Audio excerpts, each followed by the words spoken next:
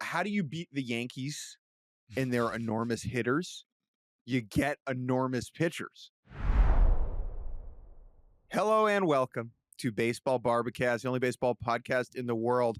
Unimpressed with Kyle Schwarber. I'm Jake Mintz, that's Jordan Shusterman, and I'd like to see him hit 4 home runs, 2,131 games in a row before I start, freaking out about the guy. That's all I'm saying. Yeah, it's true. Our conversation with Cal Ripken Jr. has really just ruined all other baseball achievements. Hopefully, you folks enjoyed that convo with the legend himself. I certainly did. I assume Jake had a decent time with that as well. That was okay. a pretty cool opportunity. But Cal Ripken Jr. never hit 4 home runs in the game, and that is why Kyle Schwarber is our opener.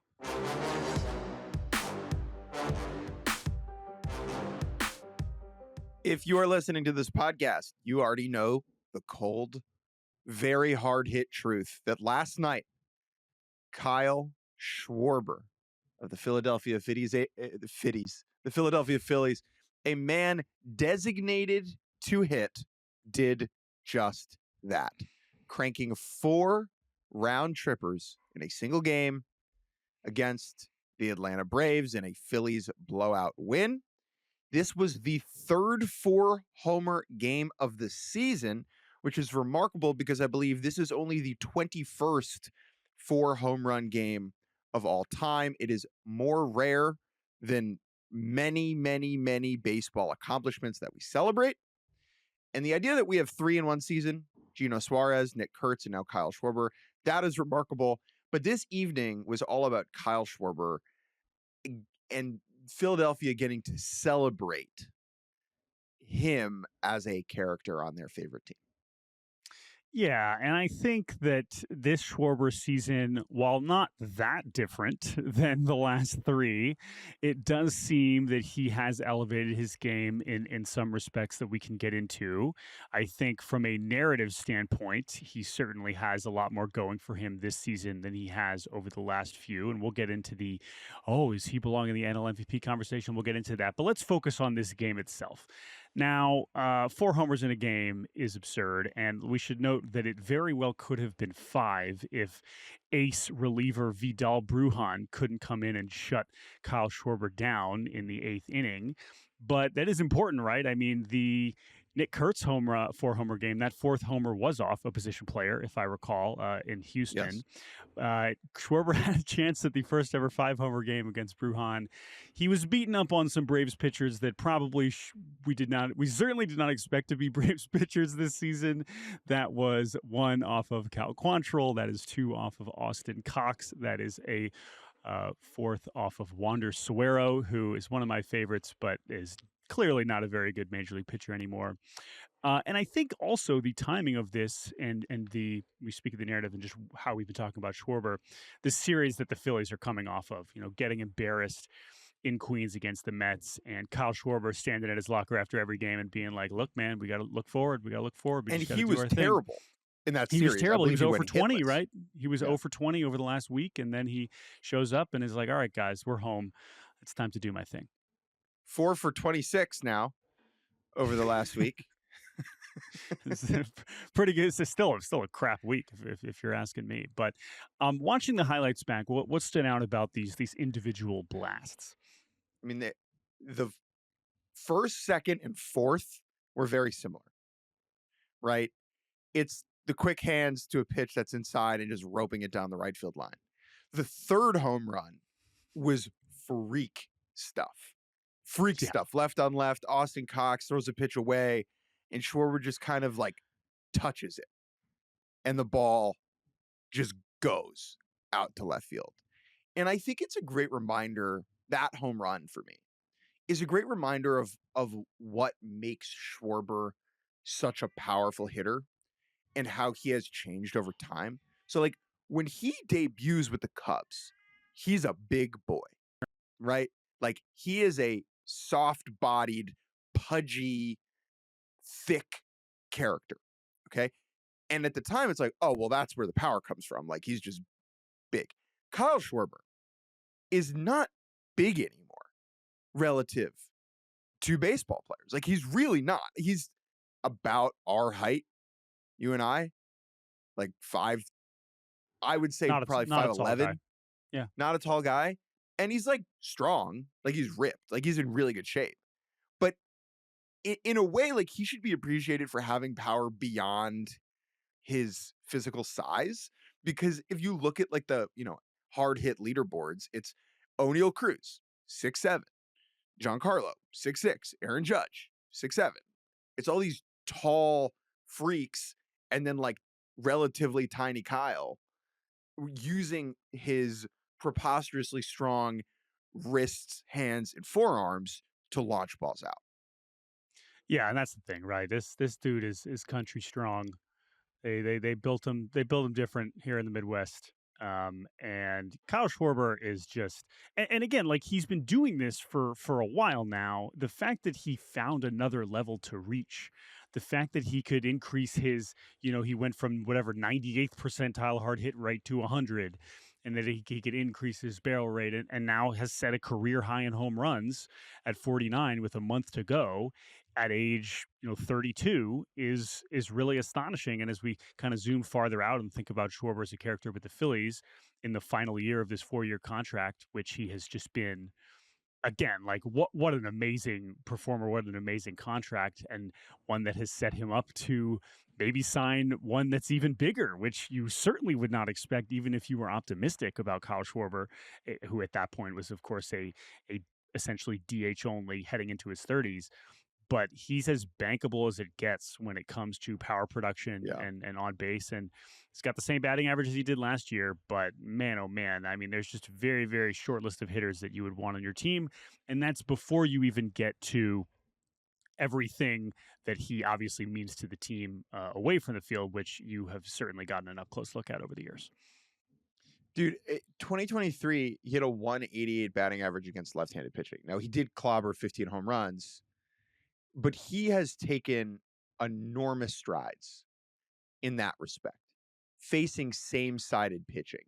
I think that's what's really important to understand. And there have been a lot of good things written about it. I believe Matt Gelb over The Athletic wrote about Schwarber saying you have to be prepared to die when you're facing a left-hander, staying in there, tracking the ball the whole way, not thinking it's going to hit you. And that's kind of just been the game changer for him. Like, he is a complete hitter. I believe he's like top 10 in OPS versus left-handed pitching amongst all hitters. Like, not just not, including righties. And that really is a remarkable accomplishment, and I think elevates him as a hitter into a different tier. You mentioned him as like this clubhouse freak in a good way. Over time, the more that we've spent around the game, I become more, not skeptical, but I just think that you can build a good clubhouse out of most people, right? There are very few people on either end of like a good or bad vibe spectrum. There are very few people that can soil a clubhouse, and I think there are very few people that can like save a clubhouse, right? And I do think that Schwarber is in the conversation. Willy Adames comes to mind, right, as like another guy who's just like a super clubhouse presence. There are others, but I think that it is significant. And, Matt Gelb, who wrote about this last night, kind of touched on this in the article that he wrote about him going on Abbott Elementary after the game. Mm-hmm. So for people who didn't see this, like, Abbott Elementary, incredible show set in Philadelphia. They had set this date up in advance to film at the park after the game. And as Matt wrote, like, the Phillies needed someone to step up and do something. And if they need something, they go to Schwarber. You just go to Schwarber, right? And so Kyle agreed to do it. And then he hit 4 home runs and then had to like film television later that evening. Just a remarkable little nugget. Yeah, and that'll be quite the cameo whenever we do get to see that. But no, it Wait, time out on that. Yeah. So the show, like that episode of Abbott Elementary, was probably like written 6 months ago, right? After Kyle Schwarber hits 4 home runs, literally hits 4 home runs the night that you're filming, does the script have to change? Like, do you have to reference it? Right. Does it become a Right. part of the episode? I think it has to, right? Yeah, it feels like those involved with that show like are probably nimble enough to do it. I don't know if it's Yeah. relevant whatsoever, what the scene is or what the setting is that requires Kyle Schwarber, like how many lines he has or whatever. But I would like to think that you would embrace the serendipity of that moment and like make it a reference. But I guess we'll see. Either way, to your point, like that is something that you can imagine after a game like that he would be the last person that you would ask to do something like that, and instead he's like, yeah, let's ride, let's do TV. In a way, like I need someone like he's the perfect person to do it after a game like that, but it's also like someone else on the Phillies should have stepped up, in my opinion. Like your dude just hit 4 home runs, like like Jordan Romano, like get out there, right. You're on the IL. Right. Yeah, but the Abbott Elementary's like, yeah, could we at least get like Kepler? He's swinging it a little better lately. If you're Abbott Elementary, right? If you're Abbott Elementary and you want a cameo from a Phillies player in the episode, which Phillies are significant enough to carry a cameo? So I do think that the bar is lower for this team and how Philly this show is. Like, okay, I think that, like, honestly, with this crowd and the people, like, I think even Brandon Marsh is like a character enough, right? Like, even though of the hair. like people know who he is. So I think it's lower than on the other teams. That said, I have the roster in front of me. I would say Turner, yes. Schwarber, yes. Harper, yes. Real Muto, yes. Yeah. Bohm, yes. Marsh, yes. Yeah. Castellanos, yes. Bohm's probably Bohm, you would have to do Bohm's probably moved down the power rankings. I think you could do Bohm and Stott together. Like that would pass the bar. Sure. Yeah. Bader, Castellanos. Yes, dude. Yes. Castellanos is like, okay, who cares? He's at negative 1.5 or whatever, man. Nick Castellanos is going off script on Abbott Elementary. He is not reading the line correctly. Give me Otto Kemp before Nick Castellanos. All right, anyway, the point is... for Kyle the Schwarber, Lehigh Valley offshoot of Abbott Elementary? Exactly. Kyle Schwarber, what an evening for him. 4th career 3-homer game, which only 18 players ever have done that, so that's pretty cool.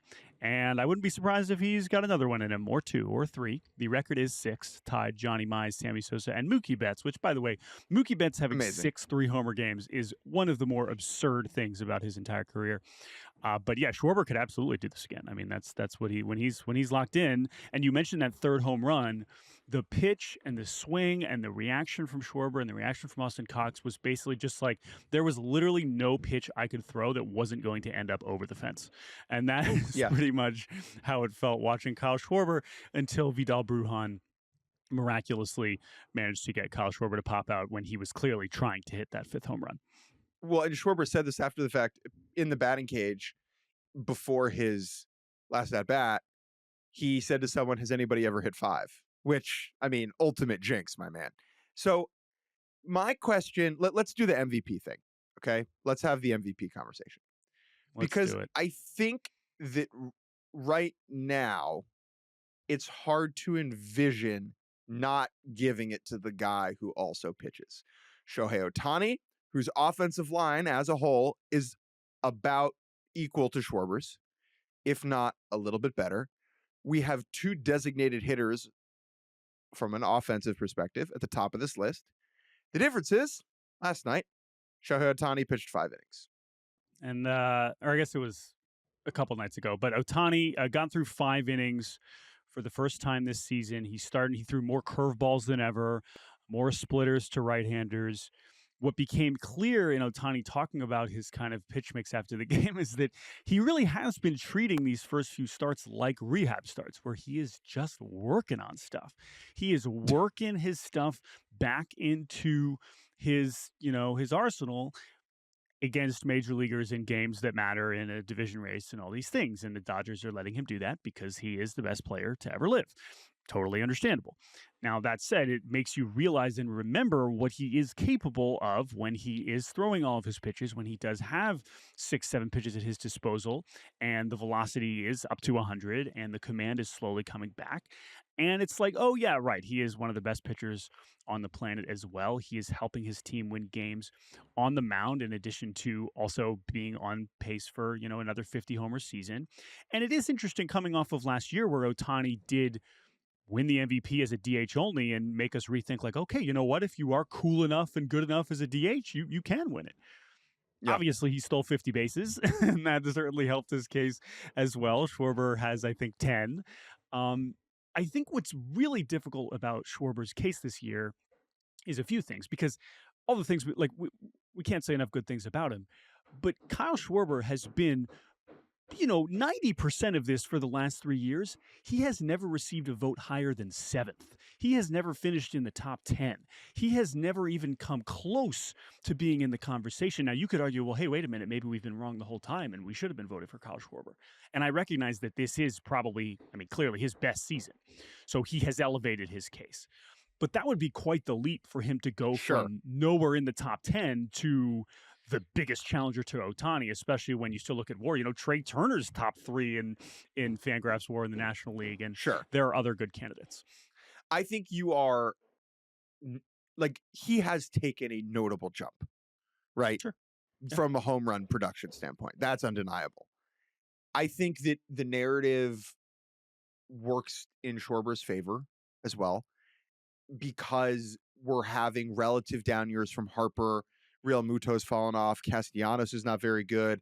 The Phillies have needed Kyle Schwarber to be a game-changing force in order to still likely, it's 5 games, win the NL East, right? They have needed that to get to that. Not to say that the Dodgers haven't leaned on Shohei Ohtani. I'm clear. I understand that. But there is a number of home runs that Schwarber can get to where it's an uncomfortable conversation. Right now, I still think it's Ohtani. If you're voting, Kyle Schwarber is at 49 home runs. If he finishes with 60, right? If he finishes with 60 and Ohtani's at 52, I know that there's more that goes into it than that. It's going to be difficult. I do think Schwarber might get some votes if he finishes with 60 homers. So, 9 seasons ever with at least 60, right? Ever. 9 seasons ever. And most of those guys were the MVP. Roger Maris in 61, Barry Bonds in 2001, Aaron Judge in 2022. I don't know what in the world happened to Sammy Sosa in 1999 when he hit 60 home runs and finished 9th in the MVP voting. Well, yeah. What happened was everyone was doing that. Well, what happened was he did it the year before, and it wasn't as cool. So, and he won the year before, right? So, okay, but this is to that point. Silly. To that point, though, if Kyle Schwarber hits 74 home runs, he's the MVP. Let's just start there. If he just keeps racking up 4 homer games and gets to 74, yes, I think. My point is that if he gets to 74, he's the MVP. If he does not hit another home run the rest of the year, he's not the MVP. There is a number of home runs that he can theoretically hit between now and the last game where you're that's the MVP. Jordan, is it that simple for you? Is it as simple as he gets to 65 and you're that's the MVP? I guess there's a number. The problem, it is sort of similar to the conversation we were already having about Kyle Raleigh, which is how many more home runs does he have to hit than Aaron Judge to win if Judge's OPS is 100 points higher? And obviously Judge, I know he finally homered again recently, but he also went in a bit of a skid over 3 weeks where the OPS started to fall and he got hurt and whatever. But the point is it's okay, is it just about the number of home runs? To me, it shouldn't be. I understand, if you're talking about a historic total, I get that. The problem is that at this point, we're going to get 4 or 5 more starts of Ohtani. So we're going to be looking at it's not like he's that far behind. Would it be shocking if Ohtani ends up with more home runs than Schwarber? Also no. But in the scenario where Schwarber has 10 more and Ohtani is just getting blasted and giving up homers and only going 3-4 innings, that would be honestly, Ohtani has to be bad on the mound as far as I'm concerned. He has to be almost making it harder for the Dodgers to win games. He has to be like a neutral value on the mound. Yeah, but or like he's not going deep into games, and so they're taxing the bullpen, and they're having to, like it would have to be. It's still amazing that he's doing it, and it's not taking that away from him. But that's what's going to have to happen, because otherwise, it's just I just don't see how it's possible. Now that said, do you think Schwarber Schwarber finishing second, because of the context that I just gave, which is that he's never finished in the top 10, would be amazing, and I think maybe ends up being deserved. I think that is going to be interesting when we compare him to a teammate like Turner. PCA if he heats back up, right? Lindor is going to have another 30-30 season as an awesome shortstop. Like, there are going to be other good candidates, but right now there does seem to be enough of a gap that like people want to vote. People want to push for Schwarber, and I totally get that. Just Juan Soto, also pretty good. Worth a mention. But he's does decent. Schwarber get a first place vote? I don't think it's as likely as Cal Raleigh getting a first place vote at this point. I think, and I don't know if you've been meaning to do this. Yeah. I think you've been drastically underrating Cal Raleigh's odds of winning MVP. Oh, well, no, at this point, I know Cal Raleigh is now like firmly in coin flip territory. Is that what you're saying? Yeah, I'm saying like you think it's more likely that Cal Raleigh gets a first place vote. Like I think Cal Raleigh could nap for a month. Okay, and he'd get a first place vote. Okay, fine. Okay, so then move Cal Raleigh aside. Do I think Kyle Schwarber will get a first place vote? At this point, no. I think there's a path there. At this point, no. Unless we are already at the point where people are bored by Ohtani, which I guess is possible. It's going to depend on who those 30 MVP voters are. I guess that's possible. I don't think so.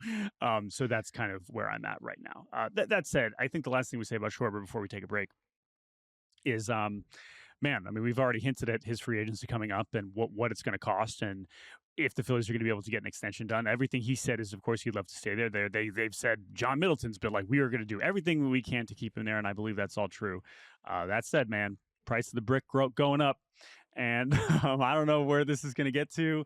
I don't know what this is going to look at. And if you're Schwarber, it's like, listen, he might love Philadelphia, but why would he do them any favors? He is playing himself into more and more money by the week, and he's going to earn it. So I talked to him about this when they were in D.C. last week. I was like, how are you wrangling with a walk here? Really, for the first time. Like, I know he had... I know he had that. I know he was not tendered, and then he's with the Red Sox, and then Nats and Red Sox, and whatever. This is a little bit different, right? Yeah. And he was like, it was the most like Kyle Schwarber answer ever. And he's like, if I was thinking about my free agency all season, every time I hit a home run or did something good, that's a disservice to the team I'm on right now. And so he's like, I'm just not thinking about it. Like, what is the point of thinking about this thing that I cannot control until it happens? And I think that's maybe one of the reasons why we haven't really heard of any extension buzz, right? I think he wants to not like, besides that, yes, hitting the open market will make him more money, almost certainly. Like, I think he wants to focus on this. It is one of the more fascinating free agent cases that we've seen. Yeah. And we've been chatting like who gets more money, him or Pete. And I think it's every week it's more definitive in my mind that even though Schwarber does not play defense and is 2 years older, I do think he ends up getting a bigger contract than Alonso. I think that's accurate. All right, let us take a break. When we return, we'll go around the league. We'll be right back on Baseball Barbacast. Welcome back to Baseball Barbacast. Let's go around the league.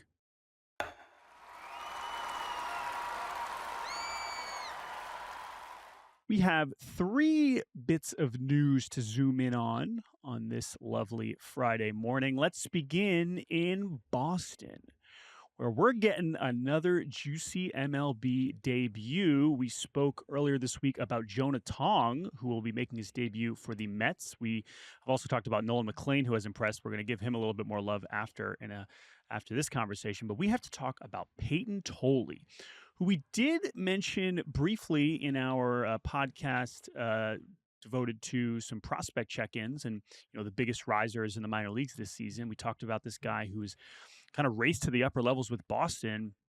But even at that point, it seemed kind of difficult to fathom that this guy who was drafted last year and hadn't even thrown a pro pitch before the season and started an A-ball was actually going to pitch in the big leagues this year. this big left-handed pitcher, Payton Tolle, and yet it seems like kind of similar to the Mets, the Red Sox are looking at their pitching staff and they're like, you know what? This dude's one of our best pitchers. So come on down and make your debut against Paul Skeens and the Pittsburgh Pirates at Fenway Park on Friday. So Jake, let's remind people who Payton Tolle is and how he got to this point.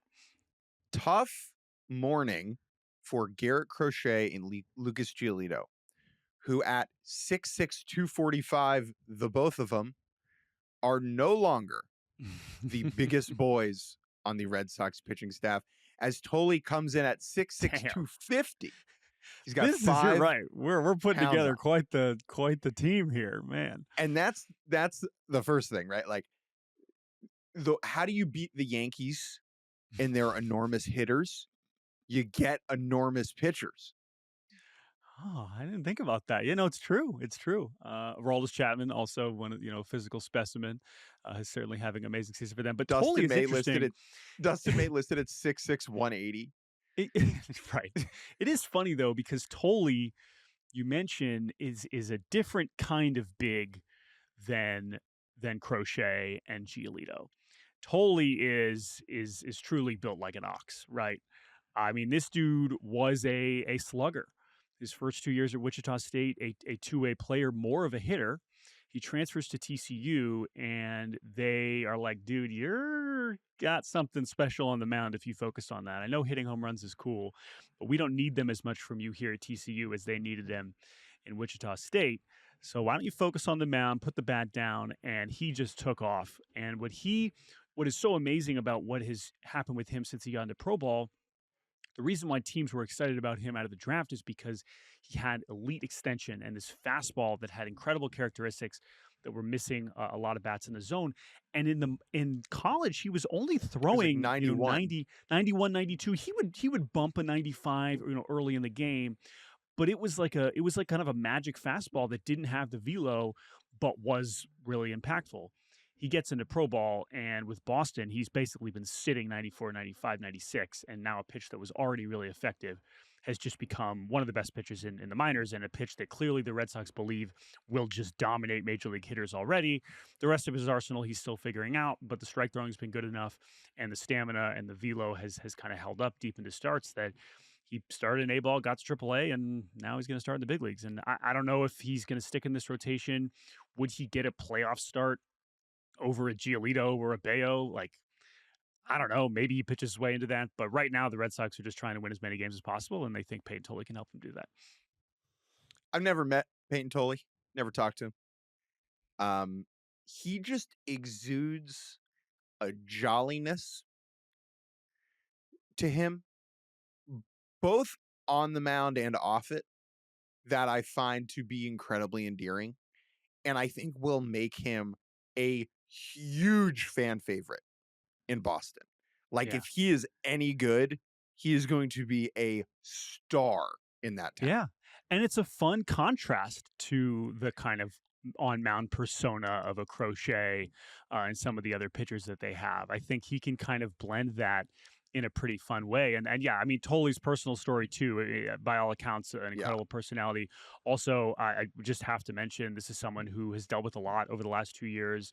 His mother passed away from a long battle with cancer about a month before he was drafted last summer. And Chris Cotillo has an incredible story that I retweeted just about his relationship with his mom and how she inspired him, and just like what an amazing person she was. So I encourage people to check that out. That's obviously a story that's going to be told a lot as he now gets to the big leagues. But no, he just seems like a delight, and someone that I'm sure was not expecting to be in the big leagues when he started in A-ball this year. But here he is, Tolle against Paul Skeens. This is now I'll be tuning in for that. I'll be in the Cleveland press box, but I'm going to be watching this for sure. I think that we've had these a number of notable debuts from pitchers recently, prospect pitchers. Nolan McLean, we got Jonah Tong tonight, got Payton Tolle tonight, Bubba Chandler coming up. Yeah. And I think that there are few regular season events better than the debut of a star prospect pitcher. Yeah. Because you learn about it a couple days in advance.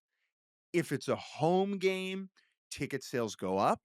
And ticket sales go up, not to belittle a more casual fan, but ticket sales go up amongst the ball knowers.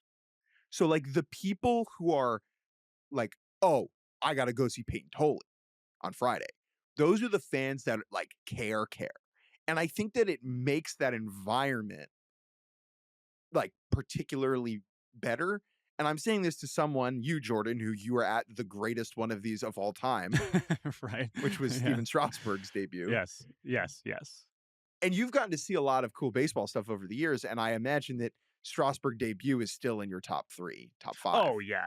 No, so the Strasburg thing is going to be tough to top, but it's so true. And I think that the bar is also lower. It doesn't have to be the best pitching prospect in baseball. But yeah, there is something really cool about just like seeing a pitcher for the first time, trying to figure out major league hitters and understanding what that stuff looks like, understanding what it looks like on TV, on a big league mound, on a big league broadcast, and the angles and how the pitches move and how the delivery looks.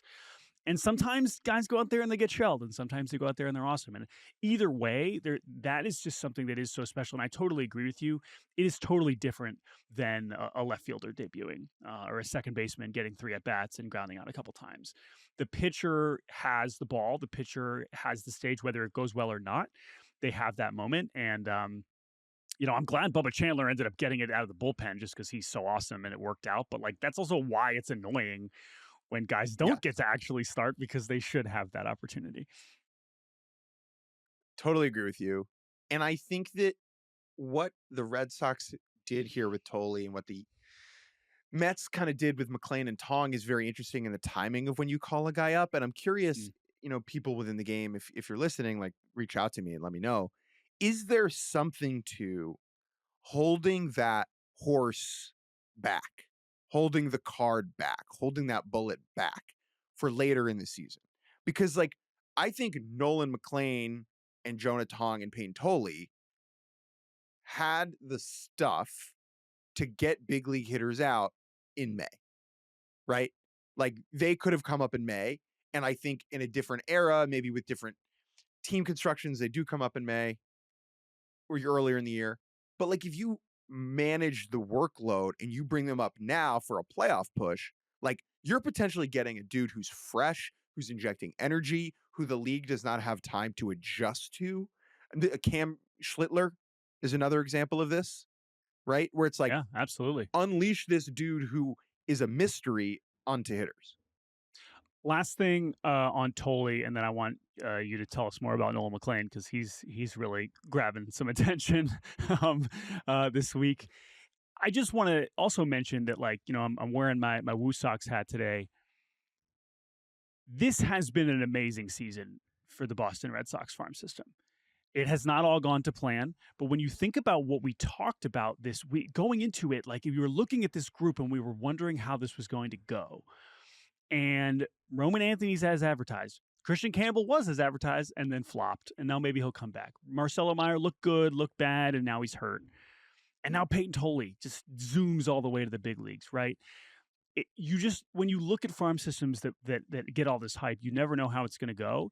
And it's kind of cool to now reflect and be like, all right, like, and this is, by the way, going to change a million times again over the next year and 5 years and 10 years. But and then you have other rookies like Carlos Narvaez and Hunter Dobbins are producing way more than you expected. So it's just another nice little kernel of not predicting ball. Josenson Garcia, right? It's another guy that's like, wow, what a story he is. So anyway, Red Sox farm system. Cheers to you. Shouts out to Smiley and the Woo Sox. All right, Jake, let's talk about Nolan McLean a little bit. We will see what Jonah Tong gives us tonight against Yuri Perez and the Marlins. That is another fun pitching matchup. But Nolan McLean, what he did to the Phillies this week, I think, really grabbed the attention of a rival, right? The way that the Phillies booth was talking about what they saw, I think, said a lot about what he's been able to do. I know you've now been able to see him, I guess, twice in person, if I'm not mistaken. So, again, I know we've already sort of talked about him a little bit since he debuted, but it seems like he kind of took another step this week. And I know you. Yeah, I mean, I tweeted out the very tailored fun fact that it's the best 3-start to a career for a Mets starter since literally Tom Seaver. Like, there you go. Good pitcher. Yep. And McLean, a couple things here. So I was there at that game. First of all, he just looks so old for a 24-year-old, right? The Like facial hair is doing a lot of lifting. when you see him on TV, you're like, that's 24. And that goes back and, he's been old now for his age for a long time, where he was one of the more famous high school baseball players in the country as like a sophomore. He was like the starting quarterback on his high school team as a sophomore. He had a full beard as a junior. He's been built like an adult man for like 10 years, right? And his own expectations of himself as an elite athlete were kind of sprinkled over these various activities, whether it was being a quarterback literally at Oklahoma State, right? Or hitting, or playing defense at third base, or learning to play the outfield at Oklahoma State. And now all of that energy is being concentrated into pitching for literally a year. This is the first season of his entire life that he is exclusively a pitcher. And so he is able, and it's similar with Tolle, right? Where it's like when you're going into the, like when you're focusing on that thing specifically, you're just getting more out of your abilities. And I think that's kind of what we're seeing with McLean. The arsenal is preposterous. He's got 6 pitches. He can locate them. It was also very interesting to hear Hayden Senger, who caught that game, talk after of like, because he has 6 pitches, you can be super creative with sequencing. So like, if you watch Nolan McLean and you just watch like the breaking ball and the fastball, you're like, how the hell is he going to get lefties out? Right? Because the arm angle is super to the side. Lefties are going to see it for a long time. But because he can attack a lefty in so many different ways, it opens up a lot more avenues and doors for sequencing. And I just thought that was an interesting way to go about it. And like, he's not going to start game 1 of a playoff series. Like, unless it doesn't line up. It will be David Peterson. Yeah. He should start game 2.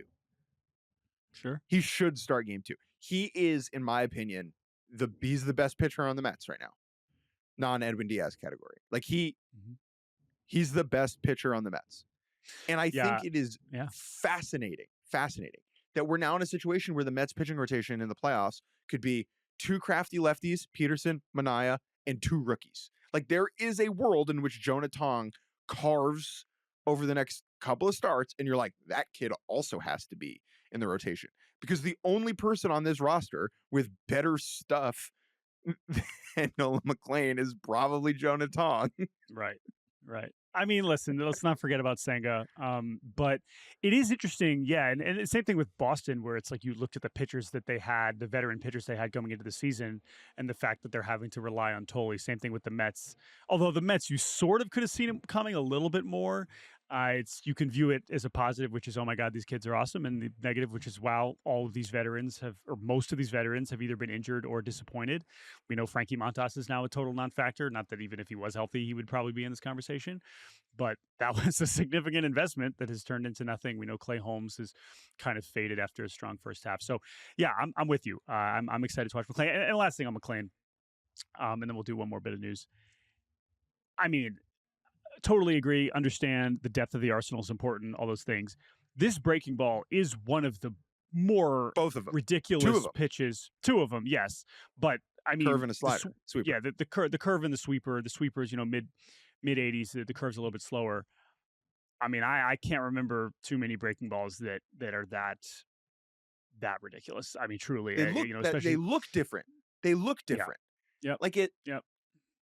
I'm trying to think of like the way to describe it. It's almost like a lasso or like a Beyblade. Yeah, right. Dude, the way they're it ripping comes out, they're ripping it. And listen, I'm sure we've had great breaking balls from young pitchers since Jose Fernandez, but Jose Fernandez is the one that I always think about in terms of just like, I have not really seen a pitch move like that before.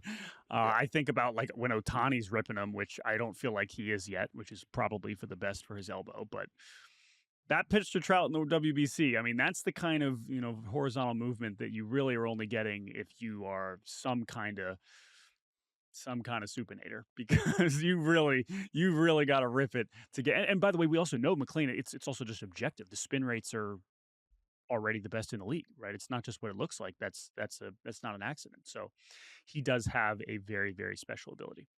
One last bit of Mets news: Francisco Alvarez, who was dealing with a ligament issue in his right thumb, his throwing thumb, was basically, it was like, okay, his thumb is really effed up, and like he is going to be in pain all year, and he's going to give it a go. So he goes and does a rehab start at like in the minors, and he's catching, and he gets hit on his other hand and fractures a pinky on his left hand. So now he's almost walking around. It's like, what was it, that soccer spoof video of the goalie who keeps getting hit in the head? Scott Sterling. Scott I was Sterling. thinking that too. I was going to reference the same thing. Yeah. And Scott you just have Francisco Alvarez, this poor guy walking around with like two hands that don't work. He's Just like keeps holding the getting bat hit. like with his fists. Yeah. I mean, again, I admire him trying to play through this, and I don't know exactly if he's going to be able to come back from this. Obviously, it's been a weird trajectory for Alvarez this season, regardless of the injuries. So we'll see. But it is, I mean, again, like, yeah, Mets catching situation is Let's Singer cook. not awesome. I love Luis Torrens, Mariners legend. But anyway. All right. One more thing before we take a break. Brewers getting some bad injury news as Trevor Megill, their closer. I mean, he's the closer. Like, again, we think about the Brewers as mixing and matching, but no, this dude's been handling the ninth inning. He's had some rough outings recently, and now he goes to the IL with the flexor strain, which could put his availability for the postseason in doubt. The Brewers do have other good relievers, but this does shake things up. This is going to put the spotlight on the Abner Uribes of the world. And I mean, who else could slide into some save opportunities here? I guess Shelby Miller, who, they traded for, Nick Mears. Maybe we'll see. Did you see Tobias Myers was throwing 98 yesterday, which was like, okay, sure. He's in the bullpen now and throwing kind of hard. They just signed Eric Fetty, but that's not like a back end guy. He's just there to cover innings. So, I don't know, man. Ball knowers know. It's not great. Ball knowers, check in with me. The X factor for the Milwaukee Brewers, a man who I feel very confident will be the extra pitcher called up next week, is Craig Yoho. Okay. Yeah. So who is Craig Yoho? Craig Yoho is like, it's basically like an 80 grade changeup, right? It's like a top of the charts. Yeah. He ain't throwing that hard, but this combio is something. And he has been in the majors like a couple times this year, but it seems like they're not keeping him up there because he's got tons of options because he's a younger player, and so they can just move him up and down. He has allowed one earned run since July 4th. And I just keep an eye on Craig Yoho. That's all I'm saying. Yeah, I'm torn on it because it's like, I agree. I would not be surprised if he comes up, but also it's not the profile that normally goes in the ninth inning in the postseason. Oh, not in the ninth inning. Yeah, but he is important. The thing I'm wondering, maybe this is a terrible, horrible take, is what happens with Miz as his innings go up. And if they have other starters, I know he had a much better start the other day, is if he's someone that they put back in the bullpen as they get to the postseason, if they feel like they have other starters that they trust are not going to have a total meltdown outing where they walk 4 or 5. But Jacob Mizorowski, before the All-Star break, had allowed like 8 runs in 5 starts. He has allowed 13 runs in 5 starts since, with way fewer innings pitched. His ERA since the All-Star break is 6.50. Yeah. Call him he looked Jacob. Better. He looked better the other day, but call him Mid-Zorowski. Oh, there you go. Yeah. So I don't know. I just, that's another one to watch, especially because of the innings, and like, obviously it would play in relief, but I don't know. There's also risk to that for a lot of reasons, and just like, it's like, bouncing oh man, back. he'd be throwing 105 in the bullpen, but it's like, okay, yeah, Yeah. but you know what you don't want is the guy coming in and walking 3 guys in the 8th inning of a close postseason game. So there's risk there, but I am monitoring that. How they kind of shuffle their pitching staff now with Megill out is going to be very interesting. All right, let's take a break. When we return, it's Friday. It's the Good, the Bad, the Uggla. We'll be right back. And welcome back to Baseball Barbacast. It is Friday morning, which means it is time for the good, the bad, and the Uggla. One thing good, one thing bad, one thing bizarre that reminds us of His Highness Dan Uggla.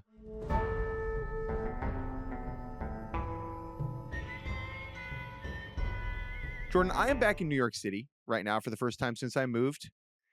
And New York City, besides being a Knicks town, it's a baseball town, right? And despite that, very rarely do the Yankees and Mets play here at the same time. The schedule is generally designed in a way for teams that are geographically close to one another to not overlap home games. That is the case in New York. It is the case with Baltimore and DC. I believe it is the case with the White Sox and the Cubs. And that is to ensure that, like, if you want to go to a ball game, there's a ball game in town, right? Now this week, schedule quirk, they overlapped. And the Mets outdrew the Yankees 4 of the 5 days in which they were both home at the same time. Now, there were some times where it was like a Yankee day game and the Mets were playing a bigger opponent. I understand that. I think this is unequivocally a good thing. This is not to like be anti-Yankees. This is a good thing to me because the more people in the city that care about baseball, it's good for everyone. It's good for us. And I think that the Mets like presenting a legitimate challenge to the popularity of the Yankees in the city is both relatively unrealistic in the short term because of the cultural stranglehold the Yankees have just on the world, but also in New York. But I do think that that is a compelling storyline to follow, and in a way, part of the Steve Cohen grand master plan, right? Is how can we get more people to love the Mets? And even though the Mets have been very frustrating at times this year, their attendance has been an unequivocal good all season long. And to see them outdraw the Yankees while the Yankees were in town as well, very impressive. And I just think like a good thing for ball. Yeah, I agree. I think, obviously Phillies versus Nats is probably impacting some of the number of the total there. In terms of who wants to go see those games. I don't know how many Nats fans are coming up to New York versus Phillies fans for those games, but either way, I agree with your point. The Mets attendance surge this year is not an accident, and clearly something that as Steve Cohen builds up the area around Citi Field over the next decade, that is something too that. And by the way, I would say, I mean, even when I lived in New York, and this, like, I enjoyed going to Mets games more than Yankees games, regardless of the teams on the field. Like, I just enjoy Citi Field more and the general vibe. So it wouldn't be shocking to me if that is something that they can make happen for the casual baseball fan who just wants to go to a baseball game. I can imagine getting to a point where Citi Field becomes way more attractive. My good this week is Willy Adames. The Giants swept the Cubs. First time Cubs have been swept this year in a full series, not counting their Tokyo 0-2 experience. The Giants, on the whole, are still kind of an embarrassing situation considering what they invested in the season before the season and trading for Devers, and just disappointing all around. Maybe they have a big September where they, push their way into the wild card race. That said, Willy Adames playing better brings me joy because Willy Adames is one of the easiest guys to root for, and it was not looking good for the first few months. And it was like, oh no, what have they gotten themselves into? Is this still going to be a great contract over the long term? I don't know. But to see him start to look like the player that we have been watching over the last few years, to see him maybe have a chance to hit 30 home runs as a Giant. I mean, he's up to 24 now. And, we've wondered, when are we going to see someone on the Giants hit 30 home runs again? Because it hasn't happened since Barry Bonds. Willy's got a shot here. I mean, when he gets hot, he can he can really, really go. He's got a 2-homer game this week. So if Willie kind of bounces back and becomes that, even in maybe a lost Giants season, that would be really cool. And then combine it with like he's still just a tremendously fun defensive shortstop. So Oh yeah. add all that to just like one of the easiest guys to root for in the game, and it's just nice to see him playing again because watching him over the first few months was really bumming me out. What's bad for me? So much, but we'll keep it on the field.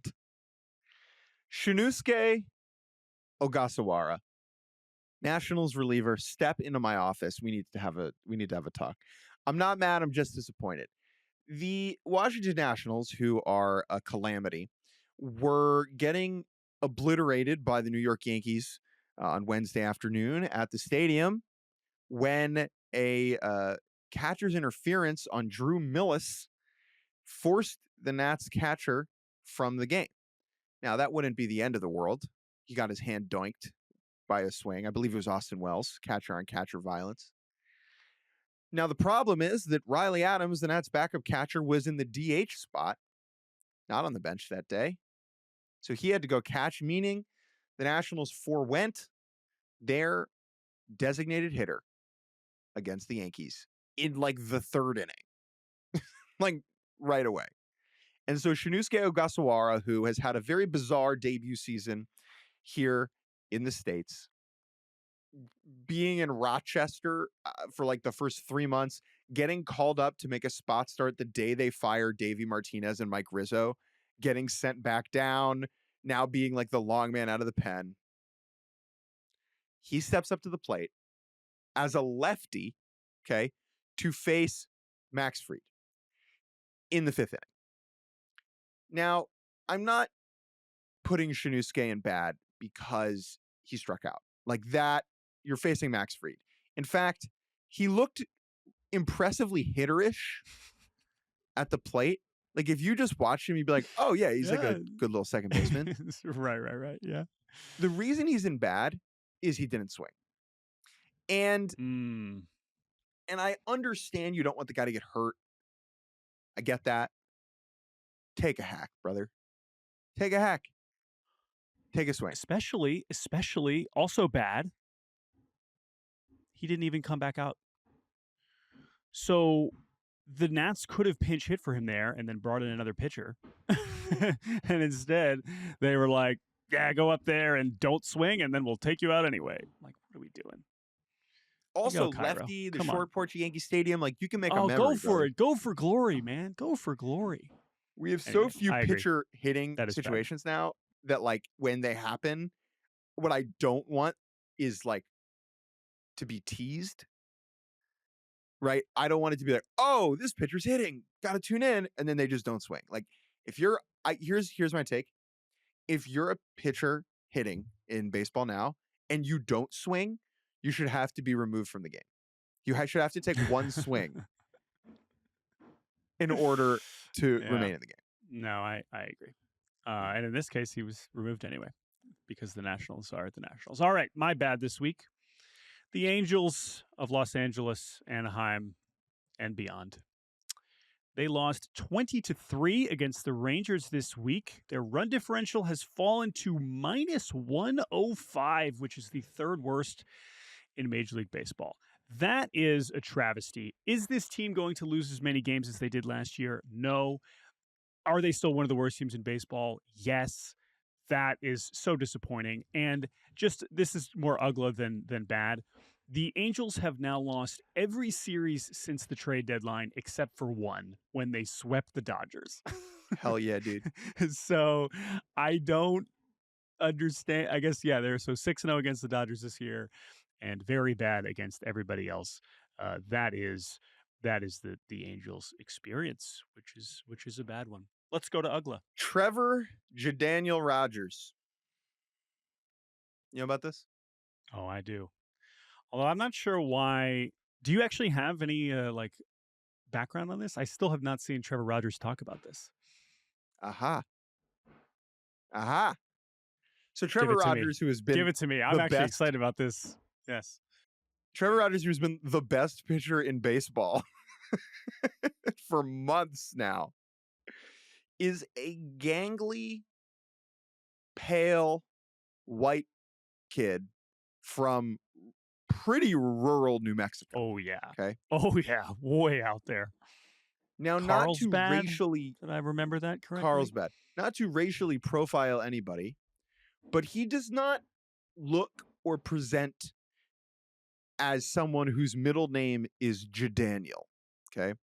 J apostrophe Daniel. Now, fascinating. Trevor Jadaniel Rogers. Now, this stood out for people, and it's been noted on the Twitter machine. Andy Kuska of the Baltimore Banner got to the bottom of this.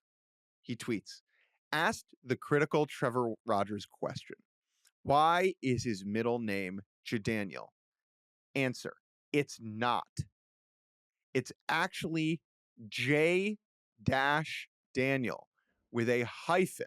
Oh, my goodness. Not like J-Daniel with a hyphen, and it was entered wrong by MLB, and he never fixed it. His paternal grandfather is JD. His maternal grandpa is Daniel, so his middle name is J. Daniel, a nod to both.